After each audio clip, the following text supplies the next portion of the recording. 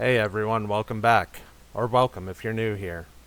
My name is Jeremy and I'm the author of the Convergent Protocol series. This story releases 3 times a week on Sunday, Tuesday, and Thursday. Just a quick note, each video is only one chapter long, so you can easily keep up with the story and never have to wait too long for the next part. If you haven't listened to them yet, chapters 1 through 4 are already live on my channel. Go check them out before you listen to this one. Alright, let's dive in. Chapter 5, The Wolf. The morning after the rail yard came too soon. I barely slept, unable to stop asking myself how I screwed it up. I had eyes on Diablo. There was no car, no way he could have escaped without found knowing. It made no sense. At 6, I gave up trying to sleep and got on with the case. Making a pot of coffee, I ran through what I knew about Damian and wolves. He and Anita lived on the north edge of San Antonio, and there was a good chance whatever had changed him had given him the wolf instincts as well. Wolves don't like civilization, so those instincts were probably screaming for quiet, wide-open areas full of prey. That meant the hill country, heading towards Blanco. That was a lot of country to search, so I called Anita while I was gathering supplies. I filled her in on the events of the previous day, waiting patiently to continue while she had another meltdown. After explaining my reasoning on where Damian went and why, she made me promise not to kill him if I found him. Unfortunately for her, I don't make promises I can't keep. By 8, I had my truck packed. Second only in importance to my rifle, I had a 2028 Ford Bronco Raptor. Matte gray, she looked beat up only because I wanted her to. Lifted, with custom bumpers and off-road tires, she was a beast. That truck had saved my life more times than I cared to remember, and she had the battle scars to prove it. Most people who didn't know me thought I was being cheap using a truck almost 25 years old. But the people who recognized it also knew not to mess with her. I left the office by 8:30 and was officially on the outskirts of San Antonio by 9. I found signs of Damian's passing almost immediately, shattered fences and tumbled cars showing a path a blind man could have followed. He had moved quickly out of town, and before long I was in the bare, wide-open hill country. It had earned its name literally. The hill country ran between Austin and San Antonio, swung around the west of San Marcos and New Braunfels, and I have no idea how much further west it went after that. The furthest I had gone that direction was Blanco, and I was really hoping Damian hadn't made it past there. There wasn't a lot to see in that country, mostly because the terrain blocked any kind of view unless you were on a particularly tall hill. I drove carefully as there were plenty of wild animals in the area, and more than a few of them were big enough to seriously hurt the raptor. At first, Damian's trail was still easy to follow. He stuck to 281 for the most part, running parallel to the highway for about 20 minutes before veering off, heading deeper into the hills. I found a dirt track and turned off onto it, still attempting to follow him from the road, before I found his trail again, crossing the track and heading straight into the wilderness. With a grunt, I parked my truck between 2 hills where it wouldn't be found easily and got out. Grabbing my gear from the back seat, I climbed to the top of the closest hill and pulled out my binoculars. Texas summer was in full swing, and by the time I crested the hill, sweat stains were already forming on my shirt. The binoculars didn't show me much, just that Damian's path was still headed north, away from San Antonio and towards Blanco. There was a lot of empty land between here and there, and I was glad I had brought rations and water. Well, no better time than the present, I thought to myself and started down the other side of the hill.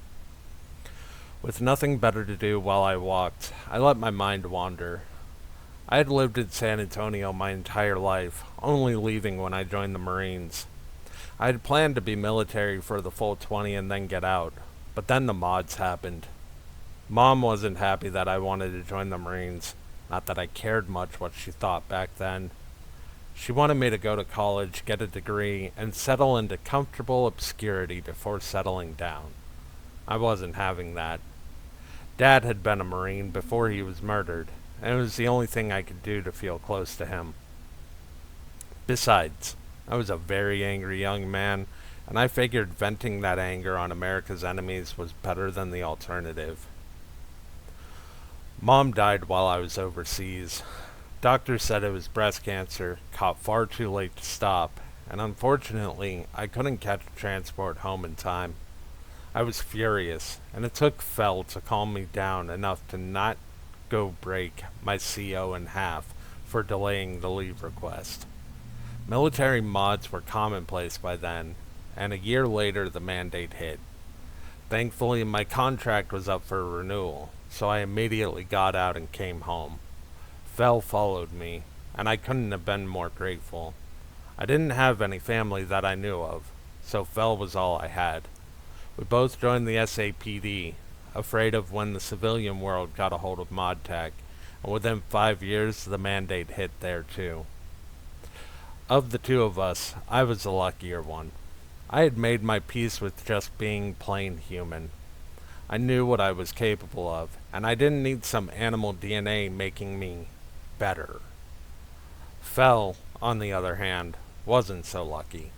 His dad wanted Fell in the SAPD, and when Fell said he wasn't sure if he was going to mod or not, Daddy Dearest had him kidnapped and forced to become a bear mod. When Fell woke up from the procedure, he was fully intent on hunting down his dad and thanking him for the new body by showing him exactly what it could do to a normal person. I was able to talk him out of it and just quit the SAPD instead. He figured he might as well use his gift to make money, and now he's one of the highest paid private security guys in San Antonio. He hasn't spoken to his old man since then, and that was 7 years ago. Time flew by while I was following Damian's trail, and before I knew it, I was about 12 miles into the unclaimed hill country, and it was mid-afternoon. My body was demanding that I stop and rest, and I knew better than to ignore it. I found a shaded alcove and gratefully collapsed into it, more than happy to take a break from the brutal Texas sun beating down on me like a hammer. The trail showed no signs of growing fresher, so I knew there was a good chance I'd be out here overnight if that didn't change soon. That's when I noticed it. I couldn't hear anything. There was no bird song, no squirrels chittering in the underbrush, not even insects. It was like I had gone deaf without noticing. That was a good sign. It meant I was closing on him, and he hadn't gone all the way to Blanco. The only time Texas wilderness was this quiet was when there was a predator nearby. I figured I was at most within 5 miles of him. Gaining confidence, I rested for about 45 minutes, eating some of my food and rehydrating, before packing up my makeshift camp and continuing on the trail. The silence was unnerving. I knew it was a good sign, but at the same time it made me jump at everything I did here. I knew what I was capable of, but I didn't want Damian sneaking up on me. That was a good way to come down with a bad case of dead. If he really was as big as his prince suggested, I needed to get the drop on him if I was hoping to catch him alive. I had no idea what I'd do with him, but I figured one problem at a time.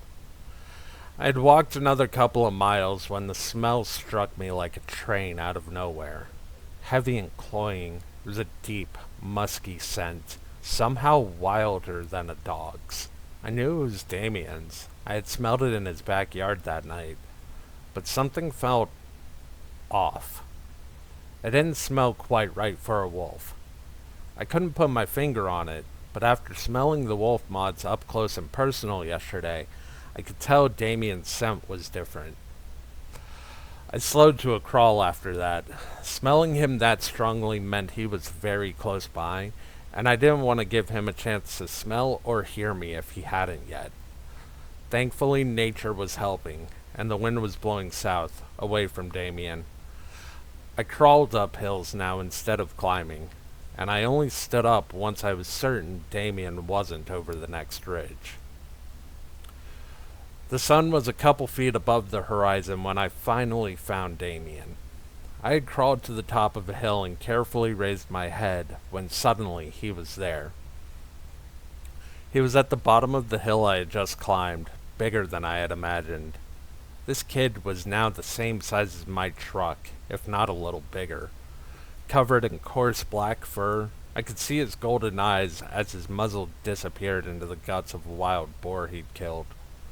Easily 15 feet from nose to tail, I was pretty sure the only reason hunting parties weren't out here looking for him was because nobody lived out in this desolate no-man's land to begin with.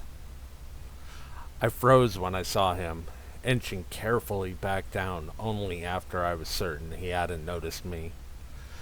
My hands were shaking after getting that glimpse of him. I had faced plenty of scary people over the years, but this was different. This was a wolf with teeth bigger than my hands. If I wasn't careful, this kid was gonna kill me, and there wasn't much I could do about it. Taking a deep breath to steady my nerves, I got out my tranquilizer gun and oh so slowly popped my head back over the hill. Damian was still eating the boar, so I took my time lining up the perfect shot. I pulled the trigger, and almost instantly 3 things happened. The tranq dart bounced off his fur, Damian immediately whirled and looked at me, and my heart skipped a beat. The next second, I was scrambling back down the other side of the hill as he raced up towards me. I could feel the hill shake with each step he took, and it only took a couple of seconds for him to reach the top and come bounding down, growling the entire way. I had dropped the tranquilizer gun and was trying to slip my heavy handgun out of its holster when he barreled into me from behind, sending me sprawling and the gun flying off into the brush. I immediately reacted to hitting the ground, rolling onto my back just as Damian was attempting to bite me in half, and out of sheer instinct, I shoved my hands against his shoulders, attempting to hold him back in vain. The moment my hands touched him, I felt like I had grabbed a high-voltage power line. My muscles locked. I screamed as my vision widened out. Energy surged into my arms, and, impossibly, I was able to stop his jaws an inch away from my torso. Roaring in rage and desperation, I kept pushing against his shoulders until I had several inches between his teeth and my skin, somehow winning this life-or-death struggle. I looked into his eyes, and I knew beyond a shadow of a doubt there wasn't a little boy inside that head, nothing I could appeal to. So instead, I gave him a hard shove, letting go of my grip on his shoulders, and when he tried to bite me again, I punched him as hard as I could right in the nose. It connected, sounding like a sledgehammer hitting wet meat. Damian recoiled, letting out a yelp as he shook his head. He looked at me again, and for just a heartbeat, I could swear I saw the little boy flash across the wolf's eyes, confusion and fear and pain all fighting for space. Then it was gone, and the wolf instincts were back. The wolf gave out an agonized whine before running off, heading west, deeper into the hill country. I didn't bother trying to follow. I was too exhausted, confused, and amazed to still be alive. I just lay there as another Texas summer day came to a close, asking myself one question. What the hell just happened to me? And that's the end of Chapter 5. If you want to find out where that impossible surge of strength came from, make sure you're subscribed. New chapters drop Sunday, Tuesday, and Thursday. Drop a comment and let me know what you think is really going on. Until next time, stay sharp out there.